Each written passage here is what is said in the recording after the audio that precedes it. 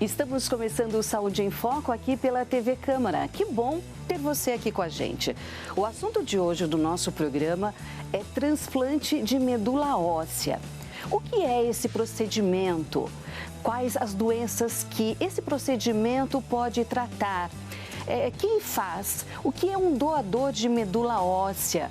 Será que é uma cirurgia? Quanta pergunta, né? E quem eu recebo para responder essas perguntas e outras mais é o Dr. Milton Arthur Ruiz, que é hematologista e coordenador da Unidade de Transplante do Hospital Beneficência Portuguesa, livre docente em hematologia pela Faculdade de Medicina de São José do Rio Preto, a FAMERP. Doutor, um prazer enorme recebê-lo aqui no Saúde em Foco. Jaqueline, o prazer é meu. Fico muito feliz pela oportunidade para discutirmos um aspecto importante da terapia celular, que é o transplante de medula óssea. Já me atendo à primeira questão sua, no sentido do espectador saber, medula óssea nada mais é do que aquele tutano do osso que fabrica todos os elementos figurados do sangue. O que são os elementos figurados do sangue? São os glóbulos vermelhos, são os glóbulos brancos, são as plaquetas que exercem as funções em todo o organismo no sentido de levar oxigênio, evitar hemorragias, defender contra infecções, porque o sangue, basicamente, é a nossa primeira defesa contra qualquer infecção, contra qualquer invasor. Qualquer alteração nesses elementos são as doenças de sangue. Quando você tem uma alteração nos glóbulos vermelhos, você tem anemia. Quando você tem alterações nos glóbulos brancos, que ficam às vezes anormais, são as leucemias. Quando você tem alteração nas plaquetas, você tem as doenças hemorrágicas, que são as púrpuras, por exemplo. Sim. Doutor, e qual que é a diferença da medula espinhal? Então, a gente está falando de medula óssea. Qual que é a diferença da medula espinhal? Medula espinhal é toda a estrutura que você tem no sentido de ter a sua estrutura básica de você se manter de pé, vamos dizer assim, para ficar mais sério. A medula óssea, não, é o interior de cada osso que tem um elemento que é o tutano do osso. Tem uma substância ali. Tem ali uma substância complexa, evidentemente, sim, com estruturas variadas do ponto de vista estrutural de ser mantido, de fibras, enfim, outras células, e dentro dela tem um nicho específico de produção dessas células. Então, quem produz os elementos que são do sangue, geralmente são no início da vida, todo e qualquer osso. Com o tempo vai se tornando, a gente vai ficando mais velho, e os ossos chatos são os lugares que vão produzir esses elementos do sangue, tipo externo, tipo os locais da crista ilíaca, dos ossos. Na bacia aqui, doutor? Da bacia, as partes terminais dos ossos longos, fêmur, úmero, né, que vão produzir. Ao longo do tempo, você vai envelhecendo, vai cada vez menos produzindo esses elementos. E você vai tendo uma transformação dessa situação de produtora, a medula seria vermelha, ou seja, produz, para lugares dos ossos que não produzem mais, que nós chamamos de amarela, porque está havendo uma substituição por células de tecido gorduroso. Doutor, e quando começa a ter problema nessa área do nosso corpo, nesse tutano, como se fala popularmente, né? O ossobuco que tem no Quando nosso você tem osso. problemas de sangue, você tem uma disruptura, você tem, na realidade, uma modificação dessa função de produção. Isto que é a doença do sangue. Claro que você poderá ter várias outras estruturas sendo alteradas, mas no fundo será uma doença da medula óssea. Como, por exemplo, você pode não ter uma célula normal, mas você pode ter aumento de fibras reticulínicas, que pode aumentar e atrapalhar a produção. Você tem uma doença específica, que é um síndrome mieloproliferativo, que chama-se mielofibrose, que é essa situação que você está já me dizendo. Então, dentro da medula óssea, precisa haver uma boa função e uma boa ação. Então, quando isso fica com uma disruptura e você fica com alterações, nessa fábrica, você tem uma doença do sangue. E aí a doença no sangue, ela pode ser maligna e também pode ser benigna, como uma anemia? Quais seriam as doenças que podem levar à necessidade de um transplante de medula óssea? Todas as doenças hematológicas, se você for ver, que são utilizadas, inclusive o transplante de medula óssea, que você já citou, são especificamente para essas doenças, que são as doenças de natureza maligna, neoplásicas, leucemias, linfomas, as doenças de características hereditárias, tipo algumas doenças tipo talassemia, tipo anemia falciforme, ou algumas outras mais raras, ou as doenças autoimunes, que você pode ter indicação no transplante. E por que doenças autoimunes? Como já foi dito no início, os glóbulos brancos são a primeira linha de defesa. Na realidade, a tua imunidade deriva especificamente do que é produzido na medula óssea, porque tem um conjunto de células que são produzidas de glóbulos brancos na medula óssea, que são os linfócitos ou linfocitos, depende como você queira falar, que saem daqui, são produzidos vários tipos e alguns são marcados pelo timo, que são os linfócitos do tipo T, que são aqueles pensantes e que estão lá esperando e que vão mandar e organizar anticorpos através de outras células que são os plasmócitos, no sentido de defesa contra um invasor que você teve no passado, que é a situação das vacinas.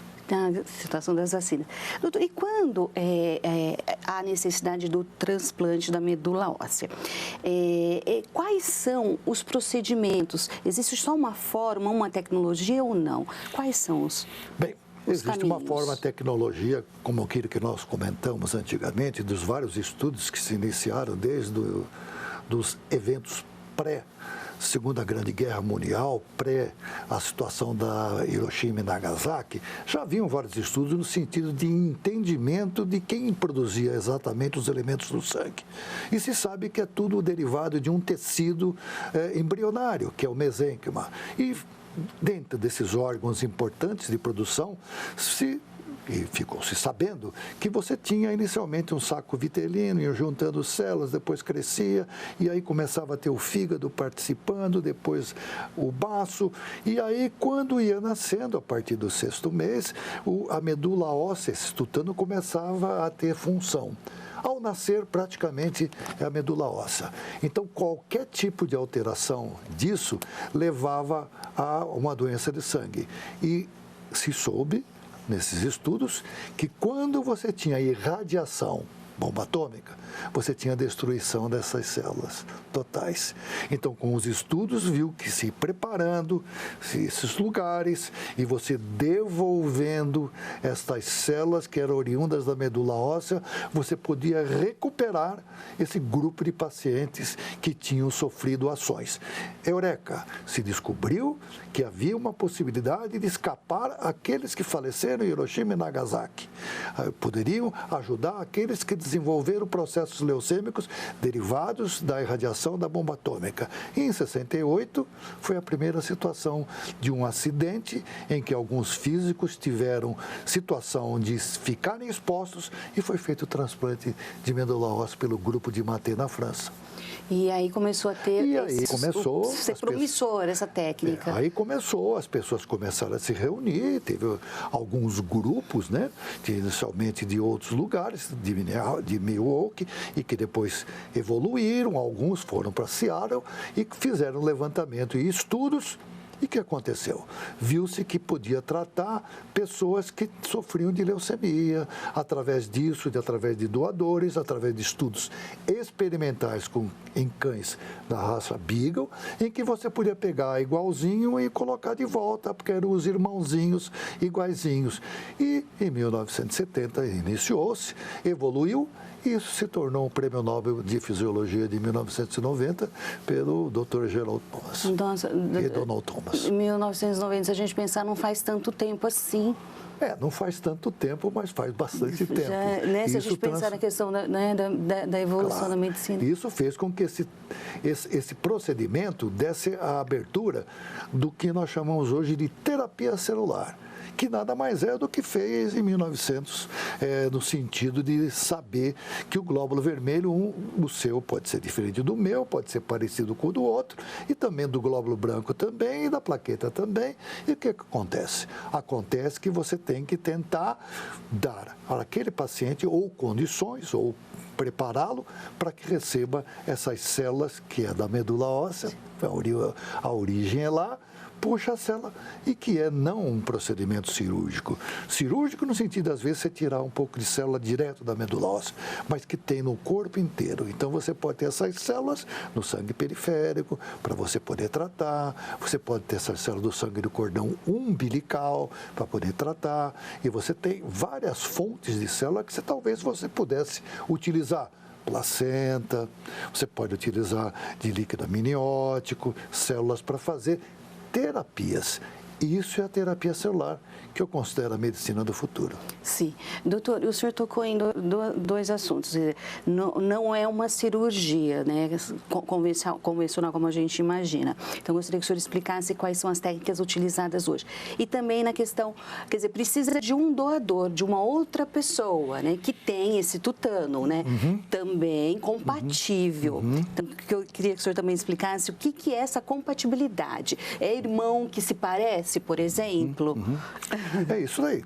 Mas praticamente eu posso ser muito parecido com você ou de igual do mesmo grupo sanguíneo, apesar que todo mundo pensa que é só o grupo sanguíneo ABO e RH. Não, tem vários outros sistemas de grupos sanguíneos que você pode dizer o Lewis e outros mais, que são diferentes e que na realidade pode ter problemas se você recebe uma transfusão diferente que não seja muito igual. Mas você também tem os glóbulos brancos, que são os antígenos de glóbulos brancos humanos, HLA, que são diferentes entre eu e você, e que metade é sua, né? Quando você tem um filho, metade é do pai, metade é da mãe. Então, você pode ter diferenças, inclusive, entre os filhos, e de plaqueta também.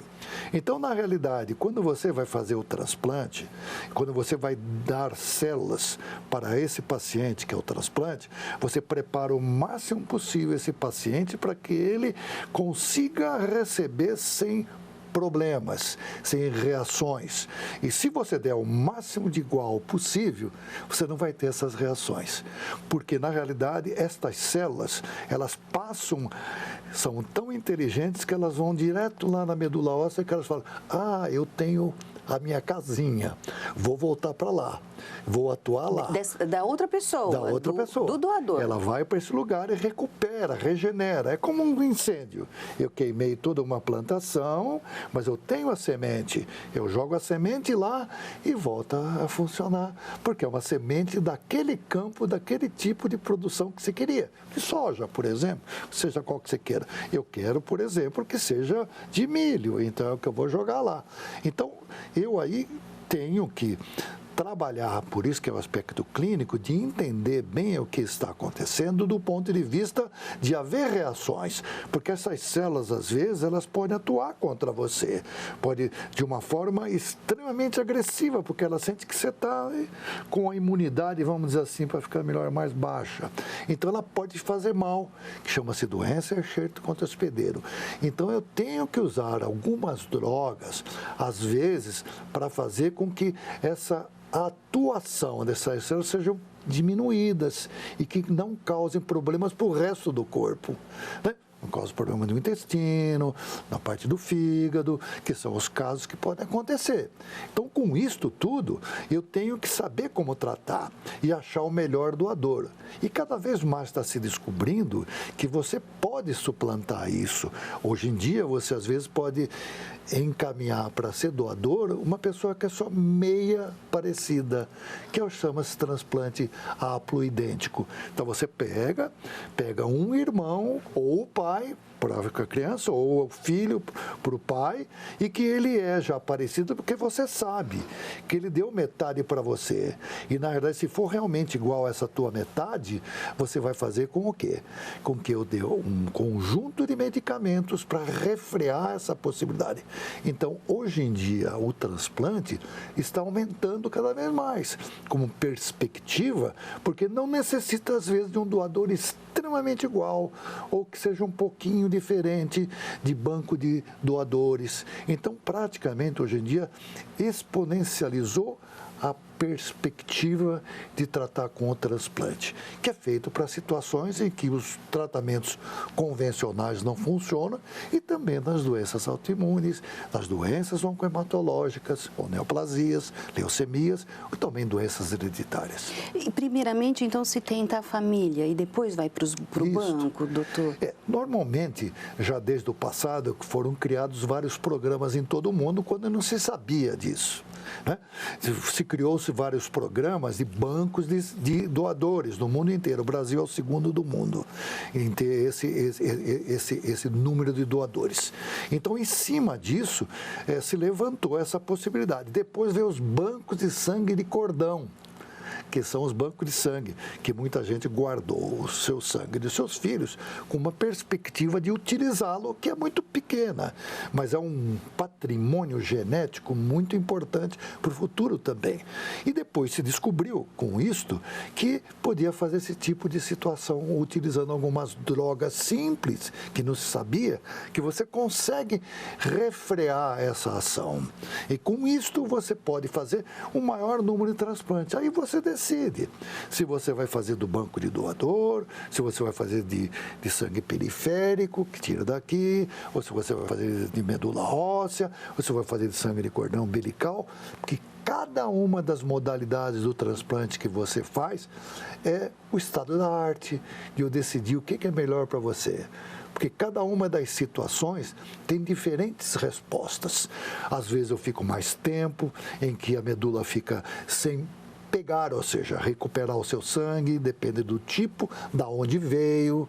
Então, tudo isso são questões que quem vai decidir é a equipe, né? Uma equipe que tem que saber exatamente o diagnóstico, o momento exato, de quando fazer e de como atuar e como preparar esse paciente. Então, é um aspecto do estado da arte do transplante de célula-tronco.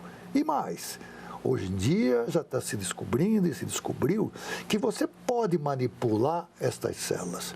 Você tira a sua célula, que você tem uma doença, e modifica ela, que é a nova técnica chamada de CAR-T-cell. Você pega a sua célula para determinadas situações em que o paciente não respondeu, inclusive ao próprio transplante, vamos dizer, convencional.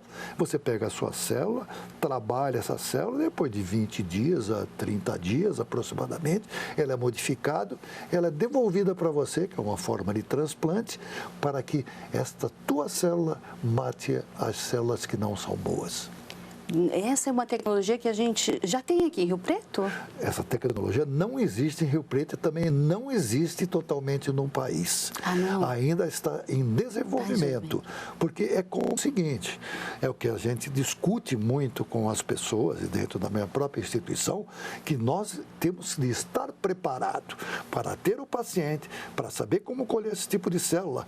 E laboratórios de alta performance, está sendo desenvolvido 2 no Brasil, tenham condições, inclusive algumas entidades privadas, tenham condições de receber a minha célula, que é do meu paciente, e que devolva isso aí para que ela seja modificada para fazer tratamento. Só que precisa haver estudos de pesquisa. Qual a vantagem, porque o custo é muito grande, existe um custo elevado, qual a vantagem frente a um transplante que eu te falei haploidêntico? Isso são estudos que têm que acontecer cada vez mais. O custo elevado. Isso que eu te falei de antes, disto, são situações extremamente factíveis que existem aqui em Rio Preto, que nós temos condição de poder fazer, e existem equipes com boa capacidade de desenvolver isso daí. É isso daí que eu posso dizer para você. Sim. Doutor, com relação ao doador de banco, é mais difícil encontrar? Qual que é, assim, quando acha, um para quantos mil? É muito grande. Porque às vezes você pode pegar 300 mil pessoas e não encontrar um doador. Essa é uma dificuldade doador, mesmo? O aspecto cultural é que as pessoas pensam, eu vou virar um doador e amanhã vou tirar minha medula. Essa possibilidade é muito pequena. É muito pequena porque o aspecto de etnicidade é muito diferente aqui no país. O país aqui nosso é um aspecto caudal, é um caldo de etnicidade. Aí do homem brasileiro estava a aparecer. Darcy Ribeiro já falava isso. Então, no passado, nós temos aqui uma grande diversidade. Por isso que nós somos um grande local de doador para outros locais. Para outros, porque nós temos uma etnicidade muito grande. Então, às vezes, a pessoa vai, se registra, tem determinado esses aspectos de identidade imunológica e que pode um dia haver alguém no mundo que seja totalmente idêntico. Porém, com esse tipo de situação que eu já lhe disse, reduz essa possibilidade, porque você está começando a encontrar cada vez mais na tua própria casa o teu próprio doador.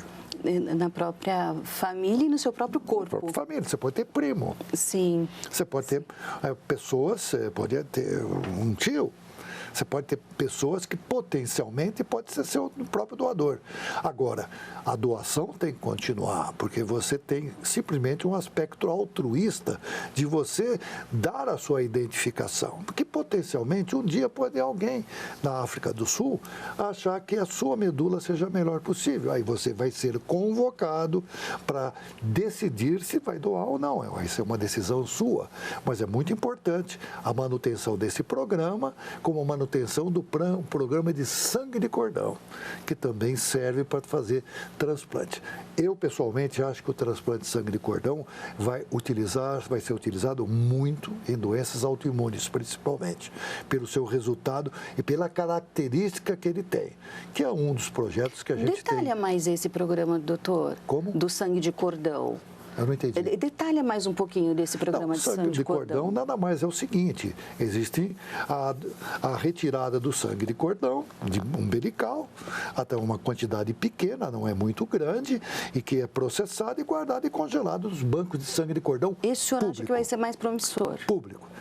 Para esse tipo de tratamento devido a alguns resultados que a gente observou na literatura e a própria característica que existe nas células sangue de cordão em relação a algumas células específicas, células estromais que talvez dê algum aspecto de dar algum resultado em doenças autoimunes. Isso é um aspecto muito mais específico, porque você sabe que, na realidade, quando você pega o sangue de cordão de medula óssea ou pega o sangue de cordão do sangue periférico, demora tempo diferente para recuperar o sangue periférico, o resultado do paciente. São diferentes as coisas. Quando você pega o sangue de cordão, leva muito mais tempo para recuperar a medula óssea de quem recebeu. Então, são situações que você, cada vez mais, vai tendo que pensar. Isso no sentido de resultados que vão sempre acontecendo. O transplante célula-tronco hematopoético, ou transplante de medula óssea, é um projeto de pesquisa constante, eternamente, porque você nunca faz aspectos comparativos de tratar ou deixar de tratar. Aí não é. Você faz os tratamentos, pesquisando a evolução, a sobrevivência desses pacientes, os resultados que ele tem e principalmente os efeitos que ele tem, no sentido de que você veja se vale a pena ou não. Aí, com o tempo, você pode fazer alguma pequena modificação e você vai comparando com o que você já fez. É um pouco diferente a linha de pesquisa do transplante célula-tronco hematopoética. Eu nunca faço um estudo comparando o uso de um remédio que eu dou para você contra outro que eu não dou absolutamente. Eu comparo com algum paciente que já tomava um outro medicamento que é o melhor do momento. Se eu quero saber se esse novo medicamento é melhor que esse do momento, eu faço uma comparação e uso um grupo que não tomou nada ou não precisa. Mas eu tenho que nunca prejudicar o paciente num projeto de pesquisa. E eu faço esse aspecto constantemente com o transplante célula-tronco. Eu fico vendo que é melhor dar um medicamento nessa hora, eu fico vendo que é melhor dar um antibiótico e que muitas vezes muitas pessoas não entendem. O paciente com um transplante é um paciente que tem que ser trabalhado rápido, rasteiro, porque acontecem coisas rapidamente. É um procedimento totalmente totalmente diferente do que se usa naturalmente. Doutor, quando o senhor diz rápido, rasteiro, é porque esse paciente, quando ele é diagnosticado com uma leucemia, por exemplo, uma doença grave, é porque foi diagnosticado tardiamente ainda essa área? Eu particularmente vi alguns depoimentos de pacientes que fizeram e o diagnóstico foi muito lento, muito, até chegar na leucemia.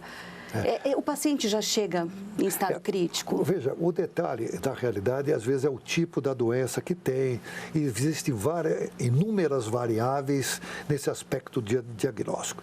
Existem determinadas situações, determinadas doenças, que elas se exteriorizam rapidamente. Se você pensar uma leucemia mieloide aguda, tem alguns tipos de doença que você tem a apresentação muito rápida. Se você pensar outros tipos de leucemia, elas são muito, muito lentos. Estudos já do século passado demonstraram que muitas vezes você tem um marcador genético que vai desenvolver uma doença com 5 anos.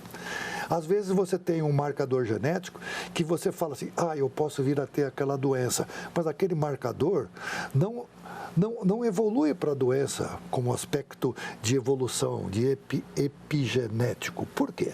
Porque, na realidade, algum fator, que às vezes a gente não sabe, desenvolve a doença. Você é um predisposto a ter algum tipo de doença, porém não quer garantir que você vai ter aquela doença. Você é mulher, você tem uma predisposição de ter muito mais câncer de mama. Eu sou homem, mas eu posso ter câncer de mama. Mas o teu aspecto genético feminino lhe dá uma predisposição maior do que eu. E a mesma coisa, você dependendo da doença que vai evoluir, muitas vezes o diagnóstico não é que é tardio, existem algumas variáveis de não ter sido utilizado no determinado momento adequadamente o teste adequado. Isso muitas vezes depende do paciente, recursos, do ponto de vista de identificação, porque na realidade todo mundo procura alguma culpa em alguém. Na realidade, ninguém quer prejudicar ninguém do ponto de vista deliberado. Mas, às vezes, você pode prejudicar porque não tem determinados detalhes e que não chegam adequadamente a essas informações. Por exemplo, não vai num determinado posto de assistência que tem uma porção de pacientes. O paciente, muitas vezes, está debilitado imunologicamente e vai estar sem febre. O paciente com processo leucêmico que evolui, às vezes, para choque leucêmico, eu estava discutindo, choque séptico, eu estava discutindo isso com a doutora Lília, muitas vezes não tem febre. Ele se comporta diferentemente, mas, no entanto, aquele paciente começa com uma febrinha, desaparece, uma tossinha, desaparece. Não é que não foi feito o diagnóstico. Às vezes ele não leva muito em conta, a não ser que aí fica muito fácil quando a coisa está muito avançada. Isso depende muito do tipo da doença pelo qual vai se exteriorizar. Vai se concretizar, né, doutor? Claro. Voltando a falar do doador, em quanto tempo um doador tem a medula óssea dele restituída depois que ele doa, doutor? Isso rapidamente, é rápido? 2 ou 3 dias. 2 ou 3 dias? Rapidamente. Na realidade, toda pessoa que doa, independente da forma como ela vai doar, como se fosse uma doação de sangue. Isso é uma doação de sangue? Periférico como se fosse uma doação de sangue. Cadastro no Redome? Igualzinho. O Redome é o registro doador de medula óssea. Ele fez um grande trabalho, é o segundo do mundo. E, na realidade, é muito importante. O Projeto Brasil, que é de sangue de cordão umbilical. Isso o Brasil é muito bem evoluído. As pessoas que trabalharam nisso são de alta capacidade, sem dúvida nenhuma. Então, na realidade, o doador não tem muito problema. Na realidade, eu ia perguntar, tem risco para o doador? Normalmente não existe risco nenhum. Né? Uma doação de sangue é o risco de uma doação de sangue. Uma doação em centro cirúrgico, especificamente de medula óssea, são os cuidados de anestesia que você tem que ter. Os cuidados do ponto de vista de sempre preservar o doador. Se você sentiu que você vai prejudicar o doador, você não deve nunca fazer. Você deve ter todo o cuidado em relação a esse doador. E, na realidade, precisa haver sempre um bom consentimento dele, de tudo que vai acontecer. Ele precisa estar ciente do que vai acontecer. E, na realidade, o uso de medicamentos para a doação são extremamente discutíveis, mas são também utilizados em alguns locais para estimular o aumento do número de glóbulos, né? O uso, para muitos pacientes a gente utiliza, eu já utilizei, então inclusive para determinadas situações. Porém, você tem que ter muito cuidado com o doador, avaliar muito bem o doador. O doador se transforma em um paciente junto com o paciente que vai receber o transplante. Sim, sim. E para o receptor, não há risco. Pelo que a gente percebe, um procedimento até talvez a última técnica, a chance que ele tem para sobreviver, para o receptor, doutor? não é absolutamente nada, ele vai receber uma transfusão. Uma transfusão. Uma transfusão, que vai ter os riscos que eu falei Sim. anteriormente, baseado nos aspectos da compatibilidade, que vai levar a situações. Porque com as drogas que você utiliza, antes, você praticamente quase que está zerando, você está queimando toda aquela plantação para colocar nova semente. E quando você está queimando, evidentemente que essa terra fica praticamente sem planta nenhuma. Então, ele está recebendo a quimioterapia? O senhor está falando nesse momento? A quimioterapia é a queimada. É um procedimento antes? É a queimada. É uma queimada total que eu faço no sentido de terminar. E esse tempo, evidentemente, que você está mais vulnerável. E é por esse motivo que a expertise diz que é nesse momento que você tem que cuidar bem do paciente, saber quais são as chances de risco, saber como que você vai cuidar e dar suporte do ponto de vista de evitar infecções por bactérias, infecções por fungos, infecções por vírus, manter os níveis de hemoglobina sempre constante, para que ele não tenha problemas do ponto de vista cardiovascular, manter o número de plaquetas adequados para evitar problemas de sangramentos, tudo feito no sentido da preservação até que aquela sementinha começou a funcionar. Aí, eureka, dia da pega. que fala, né? Dia da pega. É isso daí. É o match.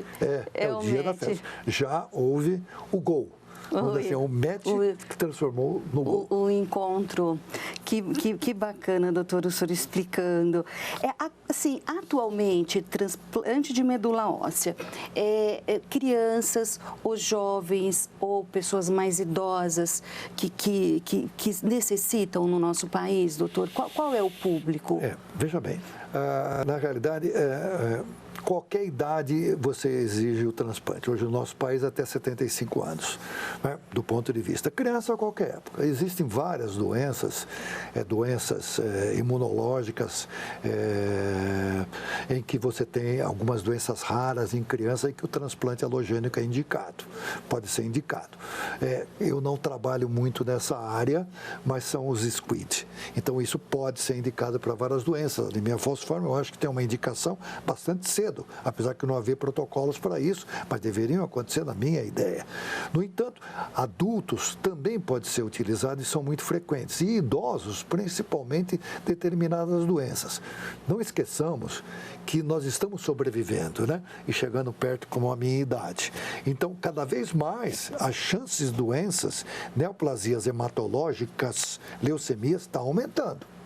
E são doenças em que tem que ser feito um tipo de tratamento diferenciado, em que, na realidade, todos esses tratamentos iniciais são medicamentosos. E muitos se curam com tratamentos medicamentosos. E o exemplo está na leucemia linfóide aguda da criança, que é a neoplasia, o câncer mais frequente na criança, e que hoje em dia é curado com quimioterapia. Através de trabalhos, as pessoas pouco sabem, de brasileiros feitos nos Estados Unidos e de gente da América Latina, que trabalhou nisso em Memphis, no Tennessee, e que fizeram tratamentos que deu início ao tratamento aqui no Brasil do GBTLI, que é o Grupo Brasileiro de Tratamento de Leucemia na Infância, que é o Dr. Romy Zaur, já falecido, que morava em Memphis, no Tennessee, e que começou a fazer os estudos iniciais lá. E era um brasileiro. Então, na realidade, que foi um local que se montou, em que era nada mais, nada menos que um hospital da Al-Sac, que nada mais é do que o sírio-libanês e judeu. feito um hospital em conjunto pelas duas comunidades, lá em Memphis, no Tennessee, que foi o primeiro local que teve os grandes resultados. Então, hoje, trata-se a criança e 95% a 98% só com a quimioterapia já funciona adequadamente. Então, na realidade, a chance dessas pessoas curarem é muito grande. E os que irão para transplante são aqueles mais graves para isso, diferentemente do paciente com mais idade e dependendo do tipo da leucemia que tem, né, com alterações genéticas específicas que são mais graves. Então, o que acontece? Cada vez mais você está vendo que só aqueles que a quimioterapia não funciona adequadamente que vão para o transplante. E o que você pode acontecer é que cada vez mais essa população de sobreviventes, que é cerca de 50% de todo mundo que já fez transplante, estão desenvolvendo outras situações, porque são pessoas que estão sobrevivendo e quem é transplantado vai tendo chance de ter outras coisas. Pode vir a falecer de uma trombada, de um acidente, mas pode vir a falecer de outros problemas que estão às vezes ligados ou não ao transplante que fez no passado. Hoje está cheio de sobreviventes na área de crianças que tiveram leucemia linfóide aguda, depois foram campeões olímpicos, depois se desenvolveram para ter filhos e que têm situações extremamente conhecidas e que muitas delas às vezes desenvolveram outro tipo de câncer, como câncer de mama, crianças que tiveram leucemias no passado. Então, tudo isso são situações que estão abrindo novas perspectivas de estudo e de pesquisa para as pessoas. Basta você ver que o número de publicações cada vez mais aumenta nessa área, exponencialmente, principalmente em terapia celular. Então, nós precisamos estar atentos a todos esses pacientes, as perspectivas de que nós temos uma nova população também, população dos que do que receberam transplantes. E o transplante e a terapia celular, como eu já disse, está cada vez mais aumentando as perspectivas. Nós recebemos outro dia novos estudos da China de terapia celular em acidente vascular cerebral. Nós recebemos várias informações todos os dias de tratamento de várias doenças que não são habitualmente utilizadas no transplante, como doenças neurológicas. Então, hoje em dia, você tem um caminho aberto e temos que ter uma mente aberta para receber essas novas informações, além dos tratamentos convencionais. Sim. Doutor, e o SUS faz a cobertura do transplante? O nosso SUS é forte? O SUS nessa área presta um dos maiores programas de transplante no mundo. Nós temos que ter em mente esse aspecto. É devido a ele que o transplante de órgãos sólidos, rim, fígado, coração e medula óssea, é que ele se mantém.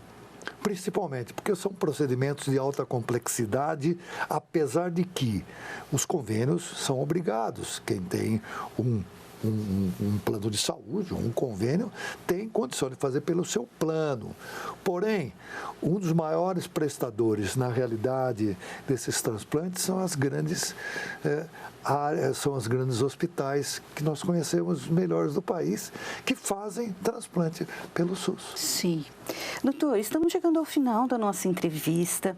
Tem algum outro ponto que o senhor queira destacar nessa entrevista tão importante que eu não estou só entrevistando o médico clínico, cirurgião, hematologista, mas um pesquisador da área muito dedicado e que traz conhecimento do mundo inteiro, não só aqui da nossa ciência. O que eu acho muito importante ressaltar é essa situação que aconteceu com esse colega seu.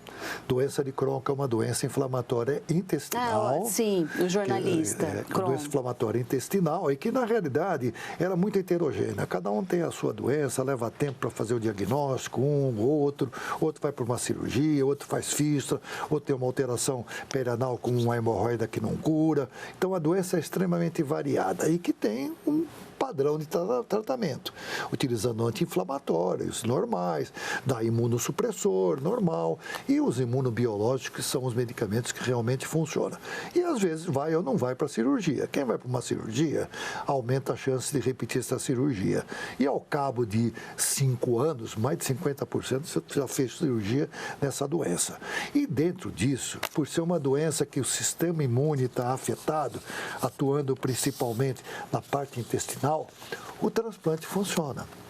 Porque ele nada mais do que faz, ele queima, ele zera a sua imunidade.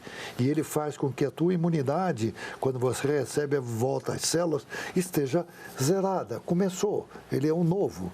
Então, o transplante de célula-tronco na doença de Crohn, ele tem o seu lugar na forma de tratamento para alguns pacientes. E esse trabalho foi feito aqui em Rio Preto. Aqui em Rio Preto? Em Rio Preto, o hospital, a Beneficência Portuguesa, é o único hospital do país que faz esse tipo de estudo. Nós temos mais de 14 publicações científicas nesta área e nós lutamos a cada dia para que isso saia da raia de, entre aspas, de tratamento experimental, na qual se usa medicamentos que estão na bula que é para isso, mas que acham que é um tratamento experimental. Nós realizamos um estudo, encaminhamos tudo isso à Câmara Técnica do Conselho Federal de Medicina e nós já recebemos a informação que vai, dentro de pequeno tempo, ser escrito que é não mais tratamento experimental, para poder isso levar para uma maior gama de populações. E sempre estamos atrás do ponto de vista de obter recursos para pesquisas nessa área, com várias instituições que estejam dispostas a contribuir conosco. Então já fica aqui o convite, assim que tiver essa mudança, né? Essa etapa cumprida, nos avise, o senhor volta para a gente conversar, então, sobre a doença de Crohn e as células-tronco. Quando você quiser, nós estaremos à disposição, é um prazer. Nós temos que informar a toda a população, nenhum tratamento nesta doença é curativo e indefinitivo. Todos são tratamentos que buscam um equilíbrio desse paciente do ponto de vista imunológico, que ele fique sem a sintomatologia. Porém, ele nunca vai dizer, estou totalmente curado, porque ele vai entrar em contato com aquele tipo de alimento, com aquele tipo de desencadeante, aquele tipo de estresse que levou para essa doença, e a doença aí pode voltar. Então, ele tem que ter monitorado, controlado, que é o que nós fazemos através do um programa de estudo, um projeto nosso de atendimento multidisciplinar à distância que a gente faz continuadamente dentro da Beneficência Portuguesa. E para terminar, eu gostaria que o senhor deixasse uma mensagem para os doadores de medula óssea. Quem é ou quem está pensando, ou quem acha que não vou ser doador, que o senhor deixasse uma mensagem. Bem, a minha mensagem é a seguinte: acordei, o passarinho sorriu para mim e eu gostaria de contribuir de alguma forma para a sociedade. Então eu vou me registrar como um doador de medula óssea, se eu tiver saúde, ou já for um doador de sangue, que é melhor, normal, eu vou me registrar, porque quem sabe um dia eu possa contribuir de alguma forma. Só de fazer isso, o seu dia deverá melhorar. Salvar uma vida. Não é, doutor? Doutor, agradeço muito sua participação aqui no Saúde em Foco. Olha só, falamos tanta coisa. Meu Deus, falamos de transplante de medula óssea, da célula-tronco, da doença de Crohn, e falamos tudo embasado na ciência. Parabéns pelo trabalho do senhor, a sua vida acadêmica, dedicada a mais de 50 anos, doutor. Quase, um pouquinho mais. O senhor se formou aonde? Eu sou formado na Universidade Federal do Paraná. Aí o senhor veio para Rio Preto quando? Não, eu trabalhei muito em Santos, eu fui médico em Santos, tive várias atuações na época de Santos. Nós somos professor titular da Faculdade de Ciências Médicas de Santos e, num determinado momento, eu fui para a Espanha. Na Espanha porque eu queria fazer a nova área de transplante, na época, na década de 90, que estava em uma nova perspectiva, e de lá da Espanha eu tive a oportunidade de ser convidado para vir aqui para Rio Preto. Vim aqui a Rio Preto, fiquei algum tempo no hospital de base, ajudamos a montar o serviço do hospital de base e um determinado dia me convidaram para ir para a USP. Tinha um concurso lá em aberto na USP, nós fizemos o concurso, nos tornamos professor da Faculdade de Medicina da USP e quando nos aposentamos, viemos para a melhor cidade que eu considero, que é a cidade do meu filho e da minha mulher, que é aqui, em São José do Rio Preto. E desenvolvendo tanta pesquisa boa. Então, Obrigada, nós temos a possibilidade. Minha esposa, a doutora Lilian, faz a mesma atuação e, na realidade, ela é o futuro. Melhor do que eu. Que está aqui com a gente e vai participar do Saúde em Foco na próxima vez, né, doutora Lilian? Dessa vez ela preferiu só acompanhar aqui com a gente. Doutora, obrigada. Saúde em Foco te aguarda. Quando tiver novidades sobre as células tronco para Crohn, vem nos avisar, conversar com o nosso telespectador. Obrigada perfeito. Mesmo. Muito obrigado. E conte comigo sempre que for necessário. A informação é o caminho do sucesso de qualquer atividade. O sucesso é saúde, né, doutor? Informação é saúde. Obrigada. Muito obrigado. Até. E a você que nos acompanhou aqui no Saúde em Foco, muito obrigada por sua atenção. Hoje nós falamos com o Dr. Milton Arthur Ruiz, que é hematologista e conversou com a gente sobre diversos assuntos, principalmente sobre o transplante de medula óssea. Espero que você tenha gostado. Foi uma conversa muito proveitosa. Ficamos conhecendo um pouco mais da nossa ciência, da ciência que se faz aqui em São José do Rio Preto. Obrigada por sua atenção.